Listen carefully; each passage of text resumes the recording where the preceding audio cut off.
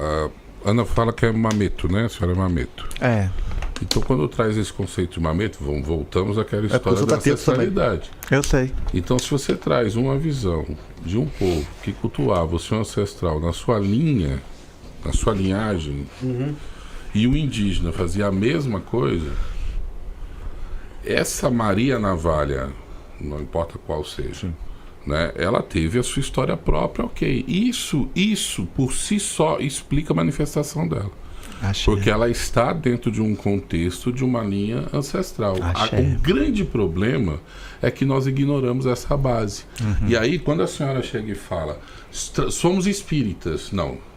Somos um grupo de pessoas que cultua os seus ancestrais. Espírita é o kardecista. E essa Não, eu posso, então... Mas entendi. Quando eu falo espírita, não é no intuito de rotulação nenhuma. É no intuito que a gente acredita nos espíritas. Sim, então, não espírita kardecista. A grande questão, quando as pessoas... Porque a gente pode ser espírita candomblessista, espírita quibandeiro, entendeu? Mas quando você coloca essa visão do espírita, a maioria das pessoas não tem essa visão da ancestralidade na sua... Não, aí o problema é dela mesmo, porque ela deveria levantar o rabo dela e procurar evoluir na vida dela também. Porque se eu tô num terreiro e o Zé Pilintra vem sem camisa, ou a Maria Navalha vem querer me dar cheirar cocaína, a Mulambo vem e fala, ai, tô com a xereca pegando fogo. Aí eu tenho que ter um senso natural e falar, isso aqui não é lugar pra mim. A gente tem que entender a diferença do que é a entidade e do que é a safadeza do ser humano.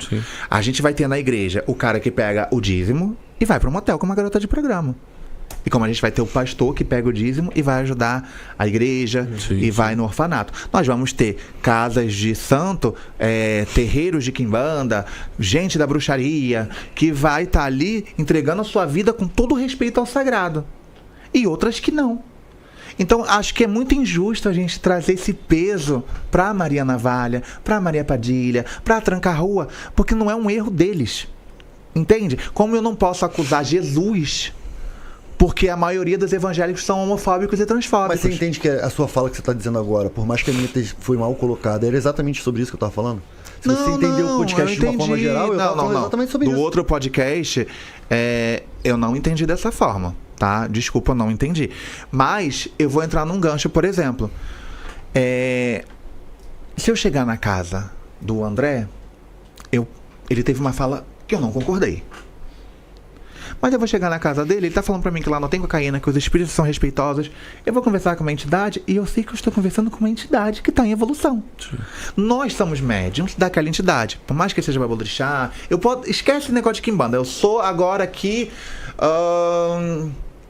Ialorixá do Candomblé, tem 30 anos de santo. Eu sou ser humano. Então, os meus erros não podem ser culpabilizados à minha entidade. Ponto. O que eu quero dizer com isso? Gente, é tão bonito quando a gente entende que... Vou falar de mim como espírita, tá? Para não generalizar vocês. Eu me considero espírita. Eu, como espírita, eu acredito muito na missão de cada um de nós. Você é espiritualista. Porque o espírito é rótulo, né? Espiritualista. Você cultua espíritos. Mas se eu quiser ser espírita? Pode. Obrigado. Não, mas eu vou te agradar. Vai, você é espiritualista, vai.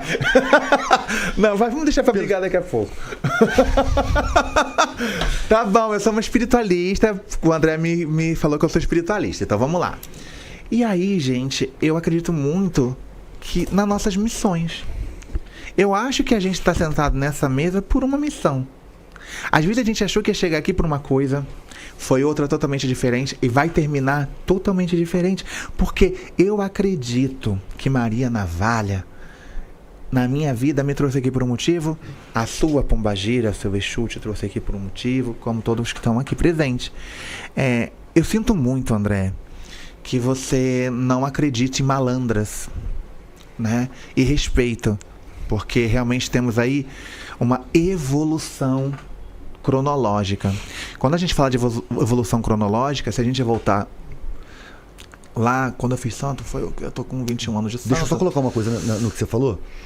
Eu tenho que lembrar que eu não acredito na malandra nessa do século XIX. Se você incorpora uma malandra do século XXI, Entendi. Eu vou bater palma e vou tocar um tambor pra você da mesma forma. Pronto. Então eu não vou nem te responder. É histórico. É temporalidade. O contexto é histórico, ele não então você não acredita na malandra no século XIX. Daquela malandra da Lapa que vestia calça e dançava com o Zé Pilintra e arrastava na navalha no chão. Tá. Essa é que eu não acredito. É um direito seu. Se alguém acreditar, é um direito da pessoa. Tudo bem, não tem problema. Mas nas malandras após o século XXI você acredita? Não, pode ser até o século XX. Dentro do século XX você tinha mulheres que desciam pra Lapa e tinha Você acha que tá tudo certo? Elas podem trabalhar hoje? Podem. Então tudo bem. Cada terreiro, então nem vale a pena a minha fala, porque a minha fala era pra refutar. Porque o meu contexto era histórico. Entende? O meu contexto ali dentro era histórico. Ele Poxa, não você não tinha que ter falado isso agora. Tinha que deixar eu te arrasar primeiro, depois você falar. O contexto era histórico, eu não posso ele não era gostar espiritual. dele, eu tenho que sair daqui continuando inimiga dele. Vamos lá. Então, se você pode incorporar o que você quiser. Vamos fazer por onde? Sabe, se o seu pai de santo cantar tirei o pau no gato, você recebeu o gato, palmas pra você, não tem problema. Agora, eu posso te fazer uma pergunta? Eu só trago o contexto histórico, só isso que eu trouxe. Posso te fazer uma pergunta? Pode. Posso? Pode, né? Claro, eu tô como sua apresentadora. Tem pelo menos 30 Marias Navalha no meu terreiro. Não é isso não. É do ebó. Depois a gente vai pra esse lado, depois a gente briga de novo. Vamos acalmar um pouquinho agora. Fala, pergunta do ebó que eu vou te responder. Quem é você, André? Quem sou eu? Sou Babalorixá, Iriolê. Mas é só isso? 24 horas. E antes disso, como você chegou até aí? Antes disso, eu vim do Morro da Formiga, eu tive uma passagem no crime, eu tive uma passagem bem ruim aí na minha infância e adolescência, até o candomblé, já era iniciado no candomblé, até eu estudei, sempre fui viçado com macumba, e aí vim estudando, e aí me tornei babalorixá e fui seguir uma vida mais alibada. Você passou pelo crime, então? Passei. Você passou... Até porque... Por uma temporada? Uma boa temporada. Então sua vida não foi fácil? Não, pelo contrário, eu sou adotado, vim de uma região Era isso que eu queria saber, me conta um pouco de você. Cara, eu fui adotado, minha mãe... No meu Ifá, quando eu fiz Ixefá, o meu Odu veio Icaireté. Ele fala que eu teria uma doença de uma grávida, que eu teria a barriga de uma grávida, mas não estaria grávido. E aí esse Caireté, quando ele caiu, o meu babalô falou: você tem algum problema no estômago? Eu tenho. Porque a minha mãe era usuária de cocaína e vivia numa casa de cracudos. E ela comprava 1 litro de leite e eu bebia metade desse leite num dia, só que não tinha geladeira. No outro dia estava estragado. E eu bebia a outra metade estragada.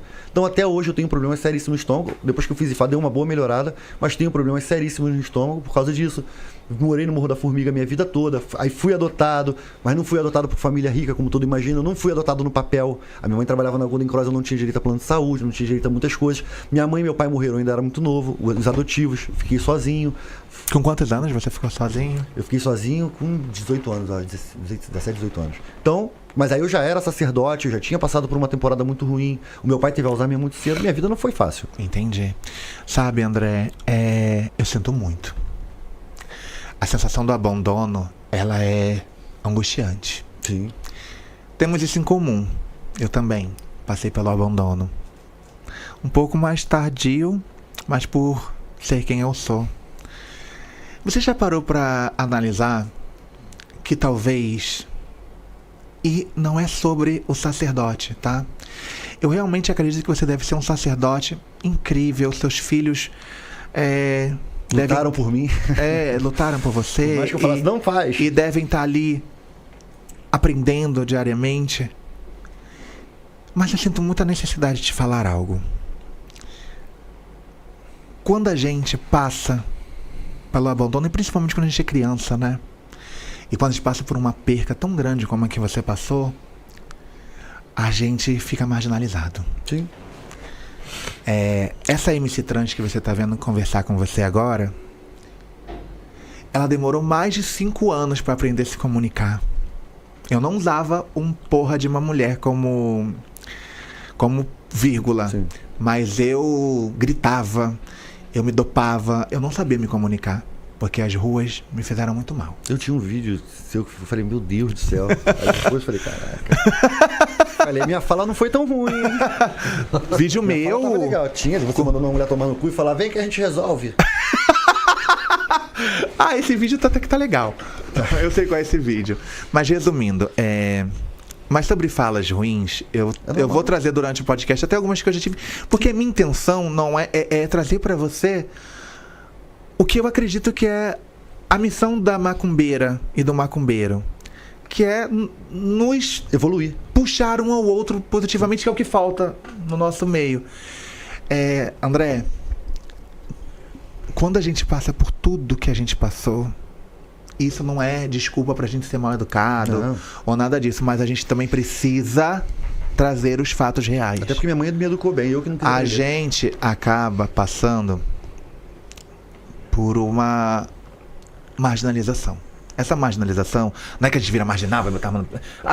Vocês são excluídos do ponto da sociedade. É porque eu abandono traz revolta também. Traz revolta. Sim. E quando você já sabe que é adotado, da maneira que ele foi adotado. Então, o seu subconsciente já pode trazer uma revolta disso que você não percebe. Que é o fato da sua mãe ter usado drogas, você ter problema de estômago, você ter sido abandonado, ter sido adotada por pessoas, não ter tido direito a um plano de saúde. E às vezes essa revolta acaba sendo transmitida nas suas falas sem você perceber. Então, assim, meu amigo, que do fundo do meu coração, por experiência própria, porque eu passei por isso, eu desejo para você uma desconstrução como ser humano. E que vai ser um exemplo, se você um dia entender a minha fala, para tanta gente. Porque o mais bonito num homem é a hombridade.